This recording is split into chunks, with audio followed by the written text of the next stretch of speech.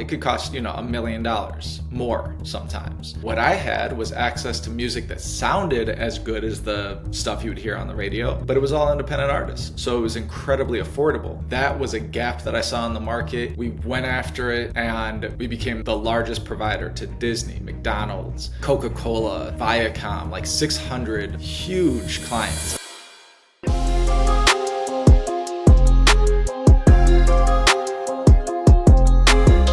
Welcome back to Growth Under Pressure. I'm your host, Eric Josovitz. Today I'm joined by entrepreneur and author Eric Sheinkop. From early brand building experiments to scaling music dealers and now leading the Desire Company, Eric's career is a masterclass in bold bets and rebuilding after hard hits. Eric, great to have you. Wonderful to be here. Good to see you again, Eric. Always a pleasure. It's been a while. Yeah. Eric, let's go back to the beginning. Before the platforms and partnerships, you were obsessed with building brands and stepping into the startup world. What was the moment you decided, I'm all in on brand creation and entrepreneurship? And what did that first real step look like for you? Yeah, I would say that truthfully, when I initially had my first startup, I didn't know the word startup. Like it wasn't a thing. It wasn't, there was no community, there were no VCs in Chicago, which is where I started this, my first company. So we were just hustling, just working. Like I didn't know, it wasn't a conscious decision. Like, okay, we're going to sit down, we're going to put together a business plan, we're going to get funding, we're going to build. It wasn't at all like that. It was kind of just like this natural, this is what I'm doing, and looking and observing what's working. And I was doing a lot of things. I was working in a recording studio. I was managing artists. I was throwing concerts. And then I found where the most success was, which was in placing music into commercials and movies. And the more I started learning about that aspect of it is when it was actually my brother. He was a financial advisor. He's 13 years older than me. And he looked at me and he knew I was always, broke. And all of a sudden I had some money and he was like, where are you getting this money from? Like, I know your concerts that you throw and things like that, it can't be paying that well. And I was like, man, I placed a song in a McDonald's commercial and this money just keeps on coming every month. I don't know what that's about. And he looked into it. At first, honestly, I thought it was a mistake. I thought they just kept on paying me every month. And he looked into it and he was like, these are royalties. And you'll get it every time the commercial airs. So do that again. And I did it again and then again. And he was like, okay, this is a real business. Forget everything else that you're doing. Forget all of that and go all in on this. And that was the moment that I did. And then he was a big mentor in business and helped me, just kind of think through what growing it should look like and how to go about doing that. That's amazing. So did you lose any of the fun that you were having with the concerts and all the other, representing artists and all that? Did you lose a lot of that Yeah. fun? I would say representing artists is not that fun. It's basically glorified babysitting. Okay. But there are fun moments in that. What I always tell people though is when your passion, something that you love doing, it turns into your job, it becomes a job. And it's not, you don't have the same fun that you used to because there's all of a sudden pressure. And then as I started growing, like I could have stayed on my couch hanging out all day and made good money, but I made a conscious decision that I was going to start hiring people, that I was going to start growing the company, that I wanted to have a big, powerful company in the music industry. And with that decision, then comes all types of different responsibilities. A lot that I wasn't aware of and that I wasn't mentally ready for at the time.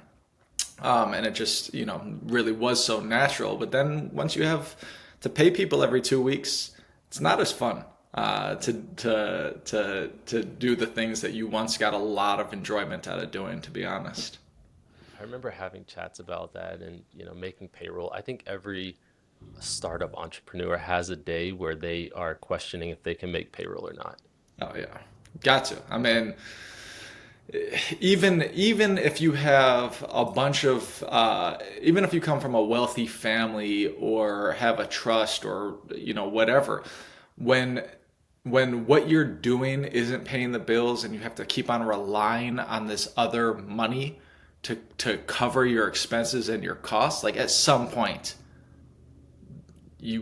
that's not going to sustain. It's not sustainable, and it's something that every single founder has to deal with at some point or another. And you're supporting other families. The more your business grows, the more families you support. And it's like the age old, Marvel Spider-Man, with great power comes great responsibility, right? Yeah, I mean, the funny thing was with music dealers, like at first I just hired all my friends, right? Like so it was like 30 of us, and I mean Jeremy will remember this time well, in but it was like the people that I loved hanging out with, and they were the ones that every day we were going into the office together, and it was fun, but I didn't feel as responsible because they were we were all kids, and I'll never forget when we started hiring like experienced people with their own kids and with families, and that pressure got real. Like when I realized that if we didn't do well this month, that I could really mess up or hurt somebody's entire livelihood that has kids and a wife that's depending on them, or a husband that's depending on them. That's when the pressure is on. Yeah, there's a lot that comes with being a leader of a startup. There's just so much that people don't realize, especially nowadays. I heard someone say, everyone wants to be their own CEO and be their own boss, but there really is a lot that comes with it. Even my yoga studio that I go to, like the manager was so stressed out the other day. She just used to be one of the teachers, and she loved her job and she loved being there. And I saw her and I was talking to her because she was like, you could see that she was visibly stressed in a yoga studio. And I was like, "You good?" And I've known her for years, and she was like, "Yeah." She was like, since I've become the manager, like this place, it is difficult." Like, da, da, da. And I said the same thing. I was like, "Yeah, when your passion becomes your job, it's a whole different ball game." That's a good So one. it doesn't matter what industry or how big or small. It's pressure is real. Yeah, and I think there's something to say about where you want to go in life because I have this feeling, and I think it's true.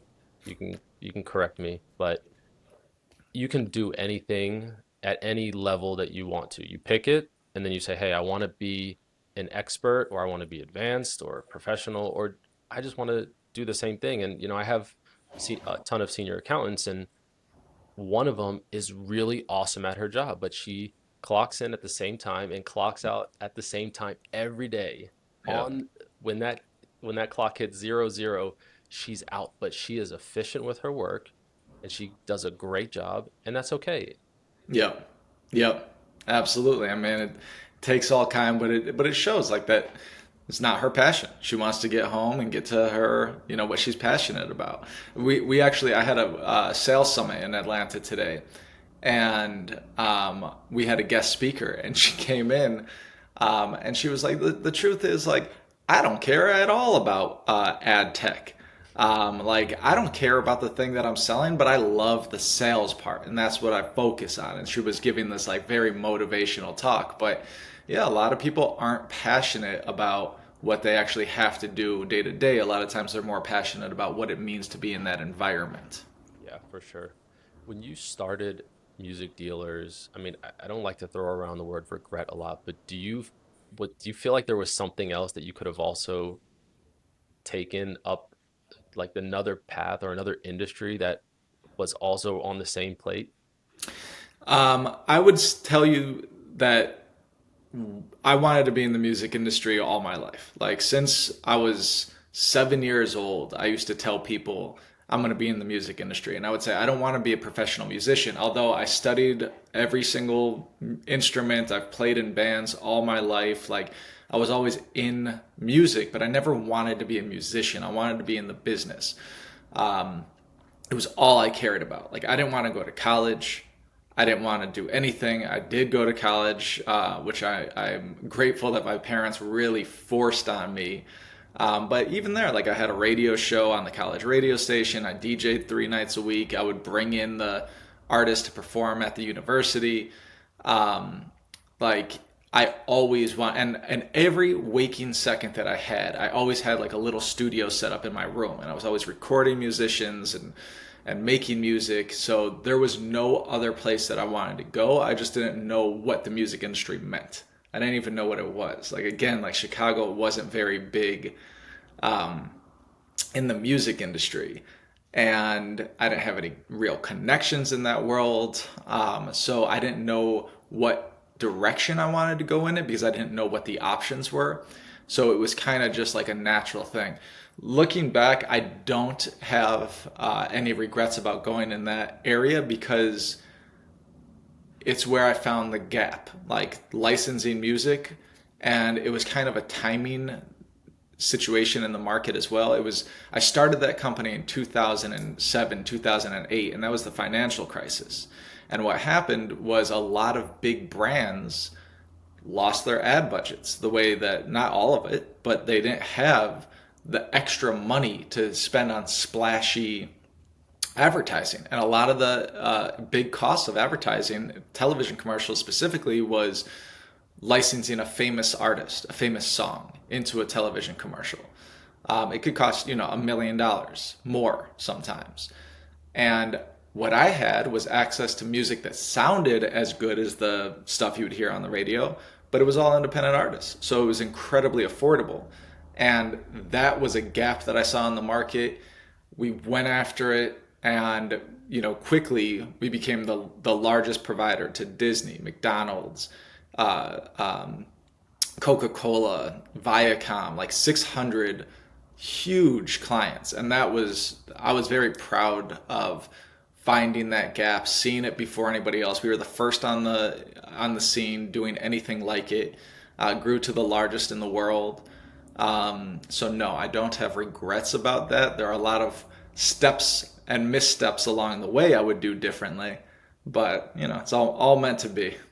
That's amazing. Well, it's safe to say that you learned from the School of Hard Knocks Yes. on Yes. business.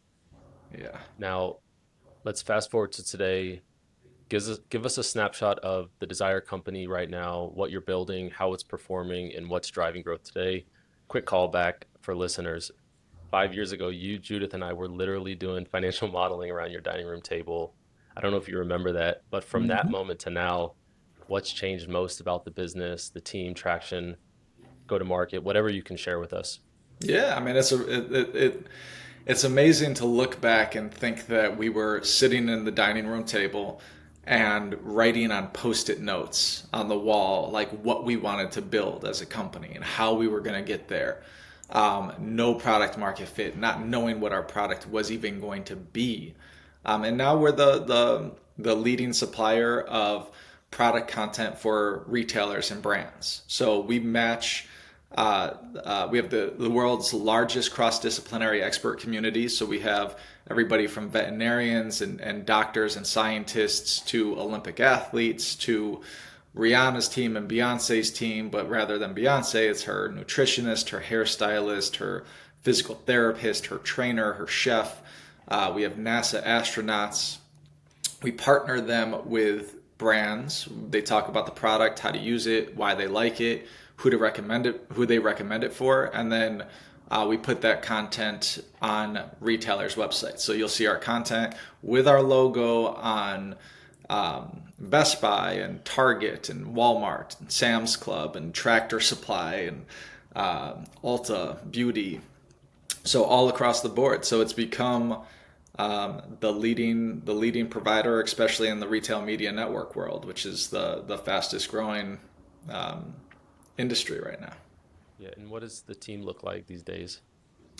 A little over 30 people, and so Judith, my wife, and I are CEO and COO, co-founders, and then we did, after your help getting us set up and we got funding and everything, we brought in a full-time CFO who's wonderful, and then Head of sales, sales team, sales enablement, marketing, production, pre-production, post-production, expert recruitment. Like it's a pretty big organization.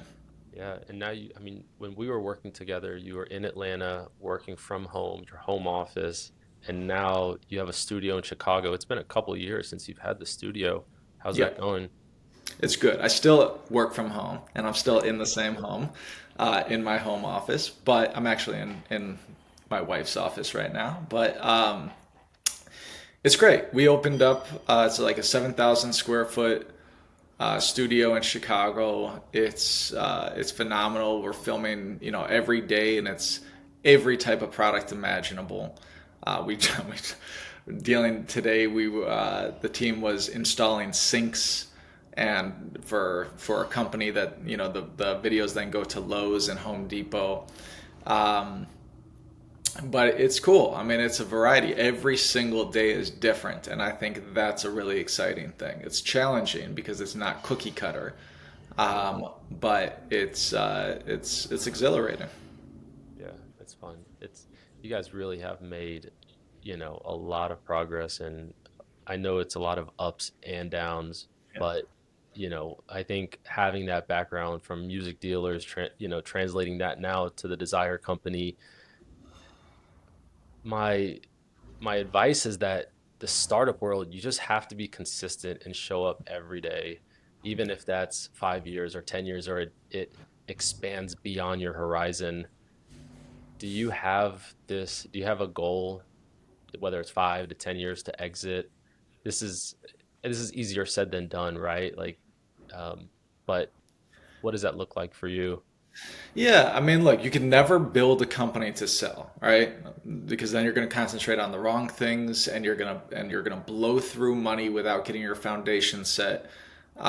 So you have to build a business that, with the thought that you could operate it every day for the rest of your life, and that's going to be sustainable as is.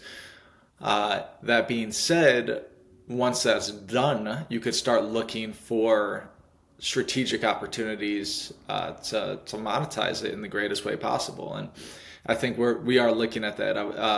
It's I would put about 20 to 24 months on it until we find a good exit partner. The reason I say that is just because we've been approached lately. We're doing something that's never been done. We're doing something very differentiated, and it's working incredibly well. So with that and the shift that's happening in our industry, in the advertising industry, of money going from your traditional advertising agencies to the retailers, but the retailers need support. They need help. So they're depending on us to help with more of their creative. Um, we become very attractive to certain potential buyers. And I feel like I love what you said about staying in the moment and being, enjoying that, because there is something to say about exiting and staying, enjoying and doing what you love, what you have wanted to do your whole life, being this entertainment music industry. And it's just like the private equity model. Like what they would do is they buy your company and then they would put the business aspects into it that you would have missed and they would scale it for you. So Yeah. it's like doing that, selling to private equity or to some buyer versus just continuing to do what you love day in, day out. There's there's a balance. I feel like there's not one answer for that. Yeah, yeah. No, it also depends on the person and what else you want to do. Like I do have ambitions to do other things. Like eventually, my wife has ambitions to do other things. Um, so we're very happy, and she reminds me weekly that we have to enjoy the journey. It's not about getting to that outcome. It's not about that destination that we're going. It's about the journey daily that we're on, and finding um, you know that rewarding is important because you never know what the outcome's going to be. Um, but some people, like with music dealers, in all honesty, when we started getting offers to sell the company, I was not interested at all. I was like, why would I ever sell this? Like, I love it. Like, this is the greatest thing in the world. But I took money from investors, and there's a lot of pressure that they want their return. And I didn't really have a good grasp of that at the time. I was really young. This is a different story. Like we've raised over $25 million. Like I have a lot of responsibility to return that investment with a big multiple on it. So we know what the end result, the ideal end result will be, but we have to enjoy the execution too. So now you're driving to that target, that number that you need to reach. And it's so important to point out that the long-term value in what happens when you take that money, because a lot of people, in one of my first head of finance gigs, they took on like $2.5 million. It probably was more than that, but in my mind, it felt like, your the time value of money absolutely changes your perspective on it. But they got a party bus, and they got a new office, and next thing you know, money was running out. They needed a head of finance, and I jumped in. So yeah, you absolutely need to be really responsible with the money that you get in those early days, because it's not promised. It is not promised, and it is harder to raise money once you start making money sometimes, unless you're making incredible leaps in your revenue month over month. Um, because when it's an idea, people are betting on the idea. When it's real, people are just analyzing it. And the CFOs get involved, and they're like, well, I mean, this is how much it's worth. This is how much we would invest. So it's actually harder to make money or to raise money in the early days once you start making money, I've found. For sure, for sure. There's definitely a heavy burden on it. It's like it's a balance between heavy burden and nice to have.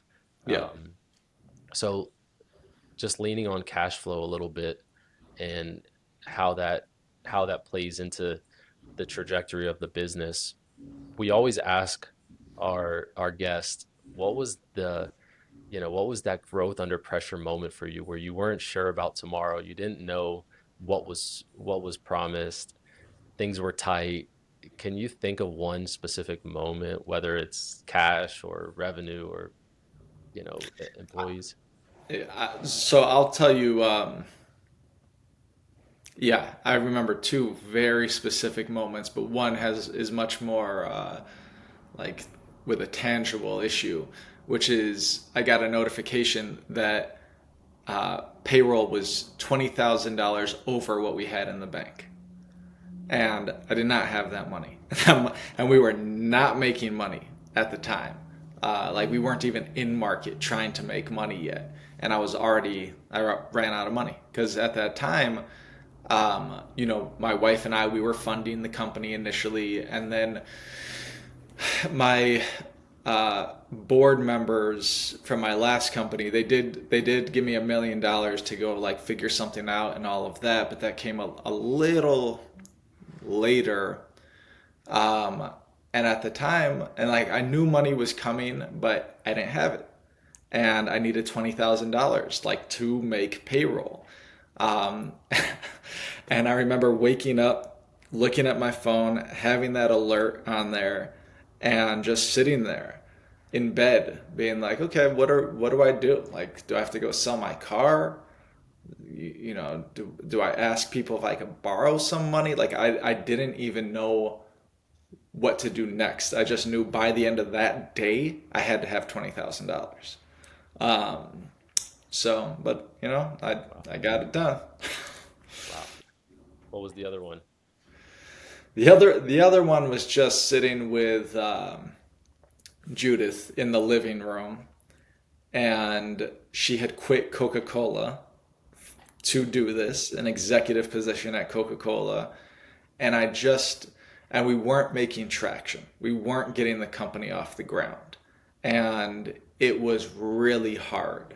And a lot of people, especially when you come from the corporate world, and then it's exciting and sexy to think that you're going to go run your own business, and it's hard.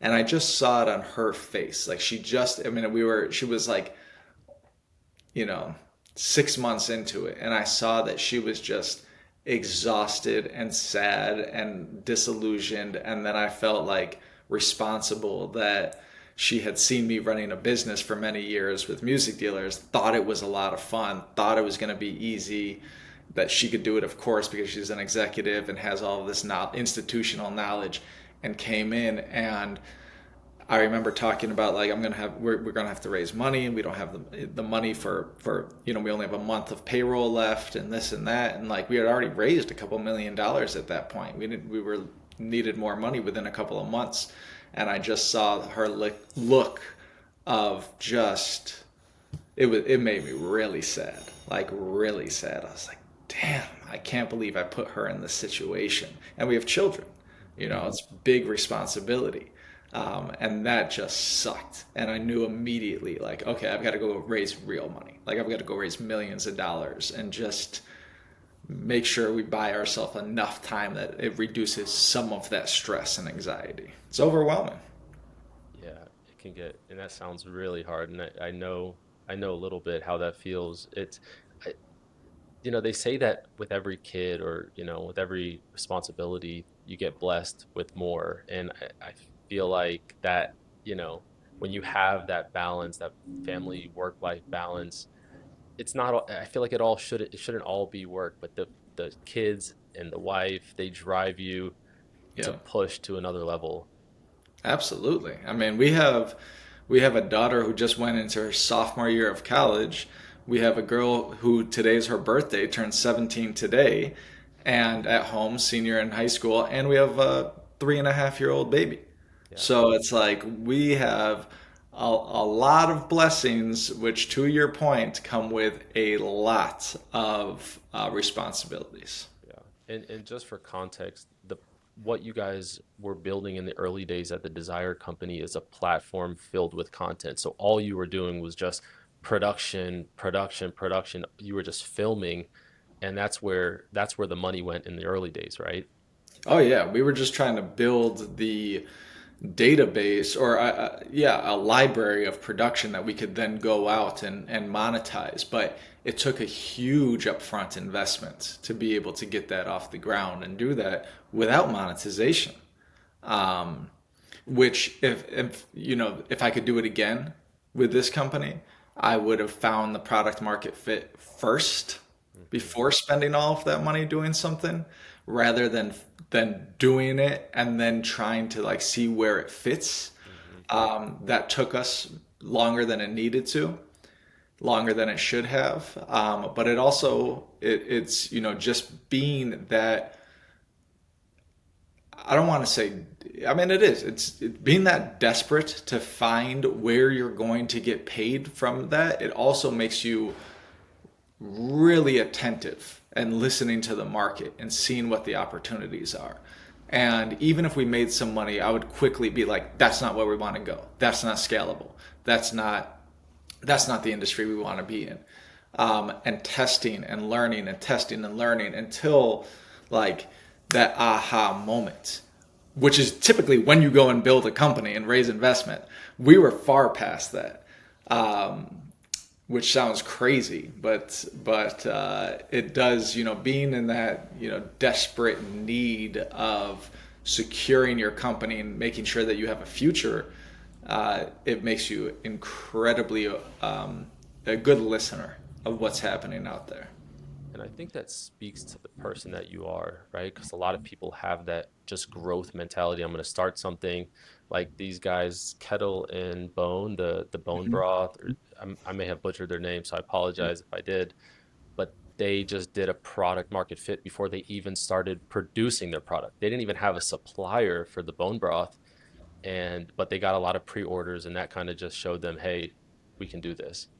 Well, I mean, that's exactly right, and that's the smartest way you could build a business, right? Like, that's what happened to me with my first company without me being aware of it.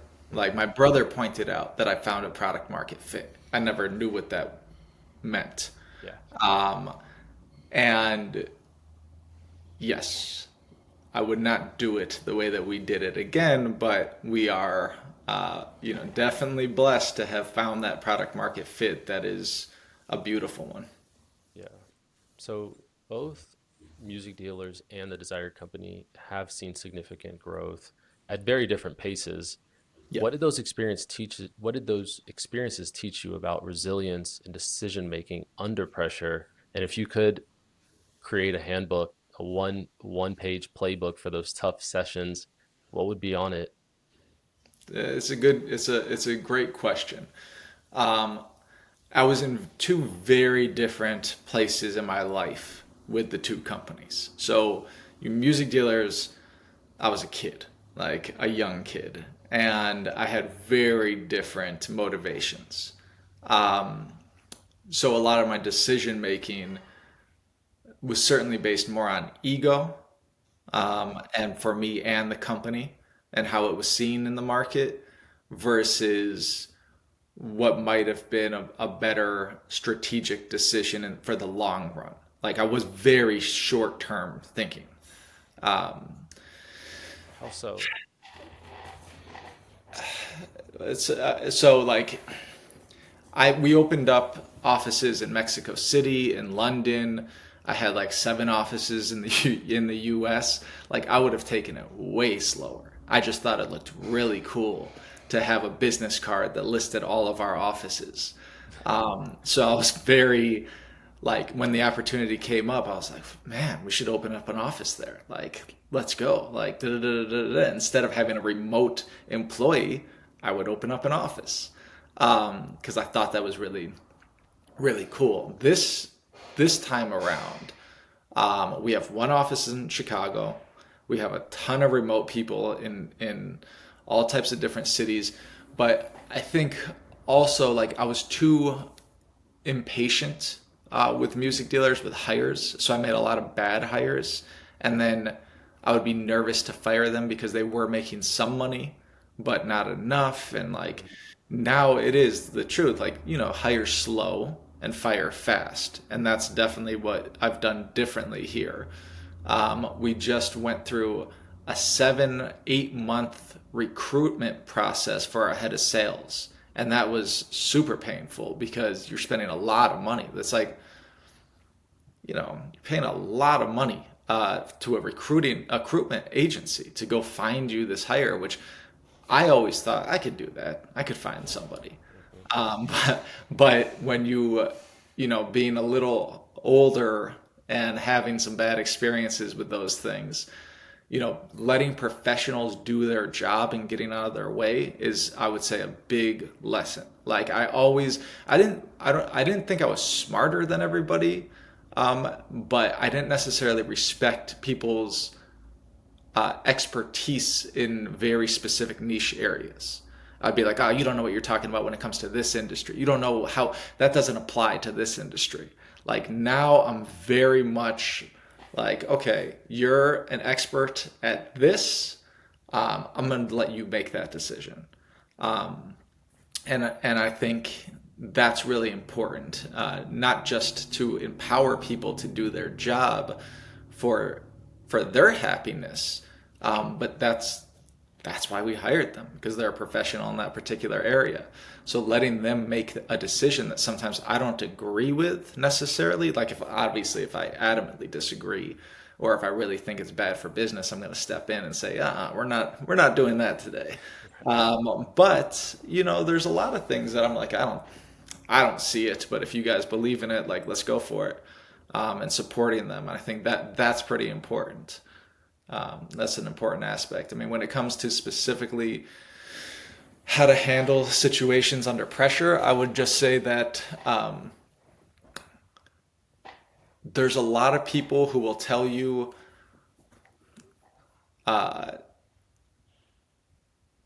like you never have to stop running your business no matter what. Like no matter what, you could always keep going. You could always sustain a little bit longer, even if you have to cut way down. Like that was the other thing. Like I never wanted, even when finances were like, hey, we should probably close one of these offices and let, some people go so that we could buy longer runway or whatever it is. I never wanted to do that because I thought that like made me look bad.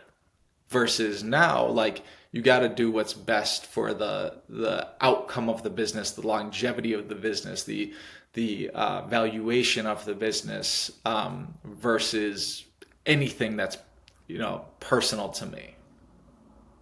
That's so true. And I know you're a very spiritual man.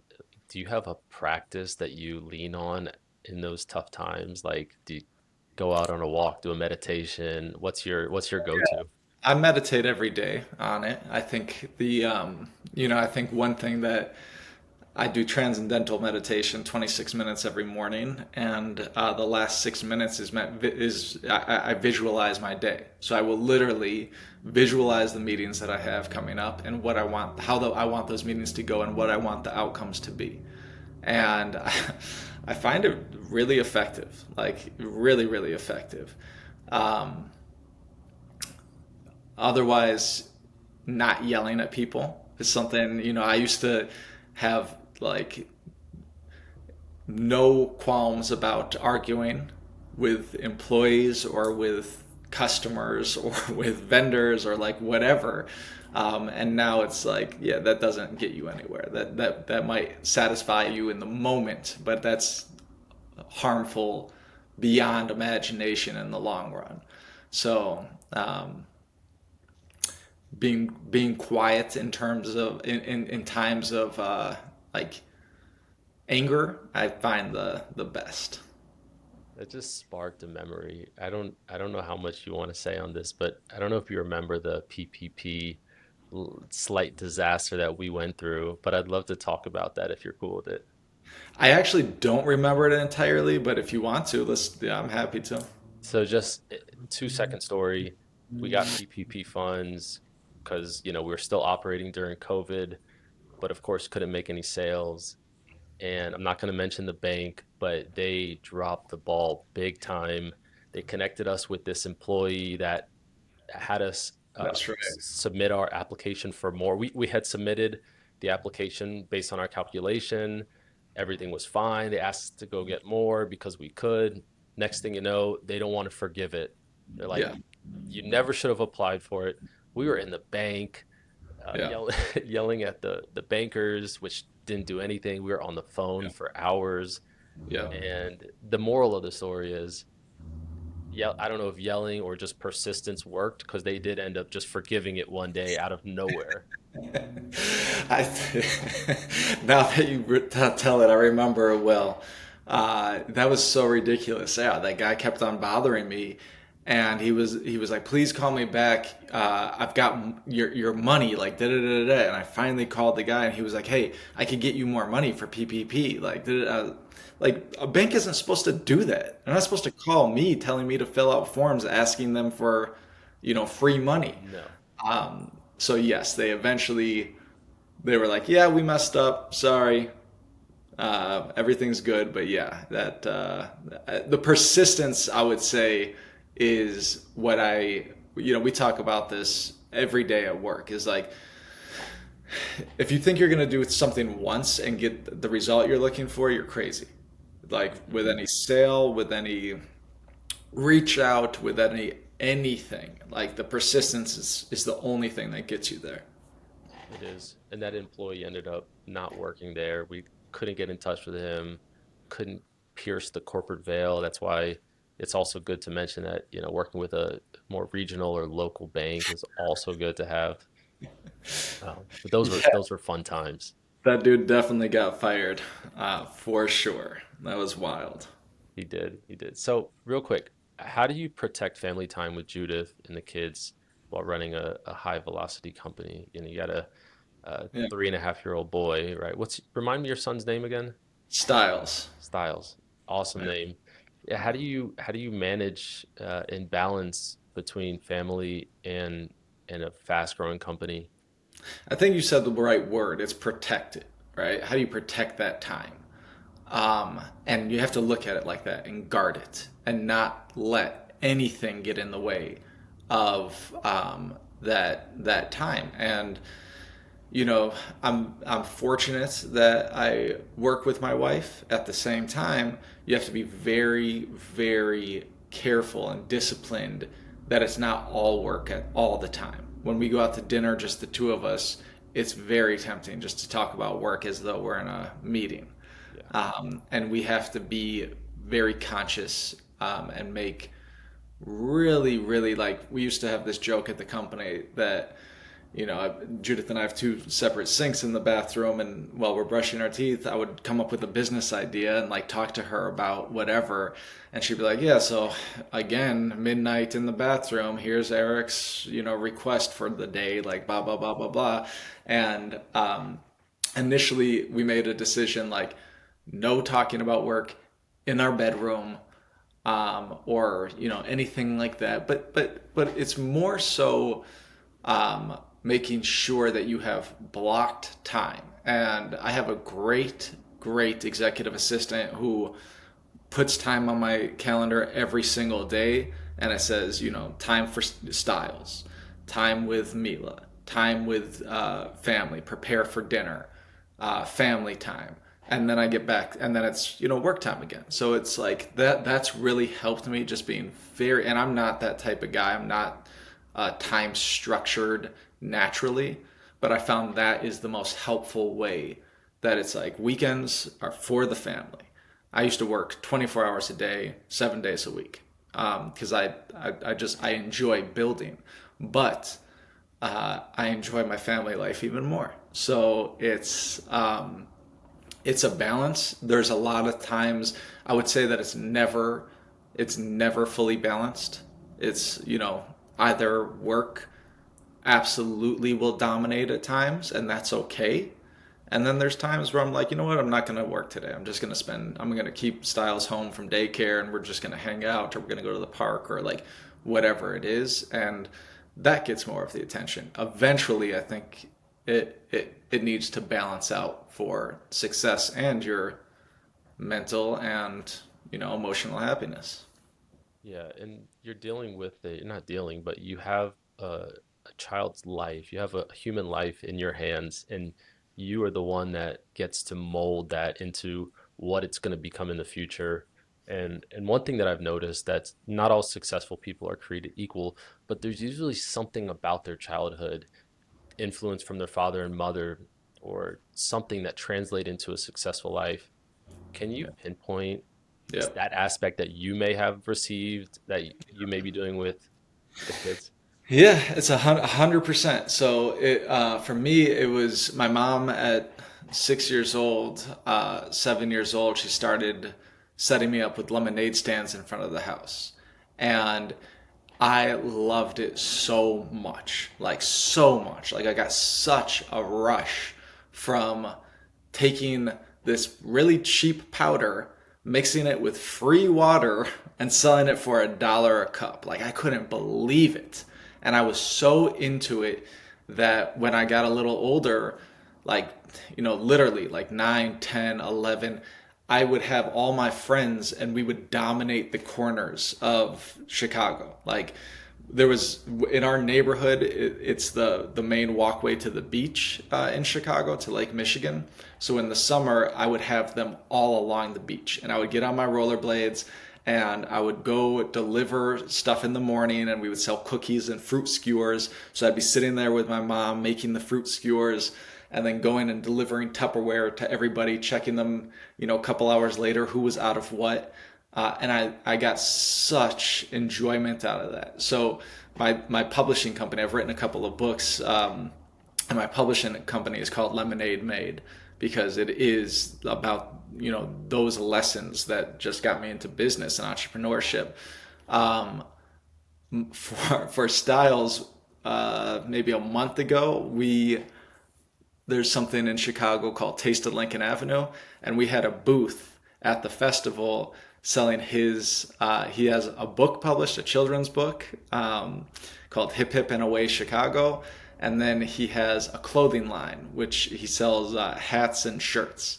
He's 3 and a half. He doesn't really know what's going on, but his clothing line is called Great Day. It's awesome. He wears the clothes every single day, and he's got all types of things. So to me, having him work the booth and like set up the clothes and stand there, and see that transaction. And he knows, like, we designed it. He picks all the, I designed the clothes, but he picks which ones we're actually going to print out and which ones he likes the most and what to name them. And then seeing people buy that, I hope it makes a positive impact. I hope he'll remember it. But like to me, that is the elevated version of the lemonade stand. That's so cool. So is that how you got your investment in some music dealers? You Yeah. were balling already by the time you were, when did you start music dealers?